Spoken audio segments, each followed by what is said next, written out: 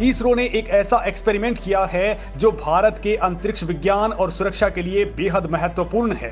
एकदम Hollywood film transformer के robots की तरह। इससे सिर्फ सैटेलाइट की लॉन्चिंग ही नहीं होगी, बल्कि आप इससे जासूसी या फिर हमला भी करवा सकते हैं, या दुश्मन के सैटेलाइट्स को खड़े खड़े उड़ाया जा सकता है। दोस्तों, न्यू इंडिया का ये ट्रांसफॉर्मर केवल एक यान ही नहीं, बल्कि एक बेहद घातक हथियार भी है जो युद्ध का पूरा तरीका बदल देगा। इसरो ने कर डाला वो स्पेस क्राफ्ट एक्सपेरिमेंट जो बना देगा भारत को सुपर पावर। साइलेंटली भारत ने कर डाला वो मिशन जो बदल देगा युद्ध का पूरा तरीका।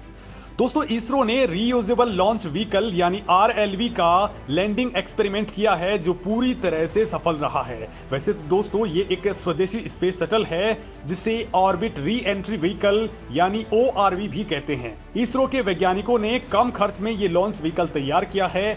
लैंडिंग से पहले इसे एयरफोर्स के चिनूक हेलीकॉप्टर से जमीन से करीब 4 किलोमीटर तक ऊपर ले जाया गया, जहां इसे रिलीज किया गया। फिर ये रीयूजेबल लॉन्च व्हीकल अपने आप करीब 30 मिनट के बाद लैंड हो गया। इसकी लैंडिंग पूरी तरह से ऑटोमेटिक थी, जिसमें किसी पायलट की जरूरत महसूस नहीं हुई। ये खुद नीचे आया, खुद ही ऑटोमेटिक लैंडिंग की। ये एक्सपेरिमेंट पूरी तरह से सक्सेस रहा है। इसके बाद अब भारत अंतरिक्ष में न केवल सैटेलाइट लॉन्च कर पाएगा, बल्कि भारत अपने आसमान की सुरक्षा में एक कदम आगे बढ़ चुका है, क्योंकि ऐसी ही टेक्नोलॉजी का फायदा अमेरिका, चीन, रूस भी उठाना चाहते हैं। ऐसे यानों के जरिए किसी भी दुश्मन के सैटेलाइट्स को उड़ाया जा सकता है। ऐसे विमानों से डायरेक्ट एनर्जी वेपन यानी DEW चलाए जा सकते हैं, यानी दोस्तों ऊर्जा की किरणें भेजकर दुश्मन के संचार तकनीक को खत्म किया जा सकता है। बिजली ग्रिड को उड़ा देना या फिर किसी कंप्यूटर सिस्टम को नष्ट कर देना इसके बाएं हाथ का खेल होता है।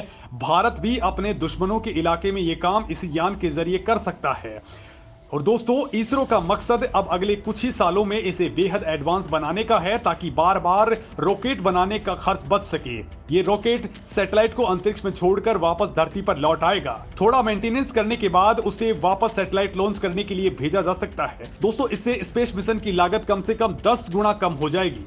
रीयूजेबल लॉन्च व्हीकल के अत्याधुनिक और अगले वर्जन से भारतीय अंतरिक्ष यात्रियों को स्पेस में भी भेजा जा सकेगा। और दोस्तों, बड़ी बात तो यह है कि इसी तरह के शटल से दुश्मन पर हाइपरसोनिक मिसाइल की तरह अटैक भी किया जा सकता है, क्योंकि ये विंग वाला स्पेसक्राफ्ट पृथ्वी की निचली कक्षा में 10,000 किलोग्राम से ज्यादा का वजन लेकर के जा सकता है। यानी आप अंदाजा लगा लीजिए कि अंतरिक्ष से हाइपरसोनिक रफ्तार से युद्ध के वक्त खेल भी किया जा सकता है। हालांकि दोस्तों, इसका मिलिट्री यूज वाला मसला इसरो ने पूरी दुनिया के सामने रिवील नहीं किया है, क्योंकि इससे दुनिया के देश भड़क सकते हैं। वैसे फिलहाल के लिए इससे सैटेलाइट को बेहद कम कीमत पर ऑर्बिट में स्थापित किया जाएगा। साथ ही इस व्हीकल की मदद से ऑर्बिट में खराब पड़े सैटेलाइट्स को डिस्ट्रॉय करने के बाद रिपेयर भी किया जा सकेगा। इसके अलावा जीरो ग्रेविटी में बायोलॉजी और फार्मा से जुड़े रिसर्च करना भी बेहद आसान हो जाएगा। दोस्तों, आप इसरो के इस नए एक्सपेरिमेंट के बारे में क्या कुछ कहना चाहते हैं, कमेंट लिख करके जरूर बताएं।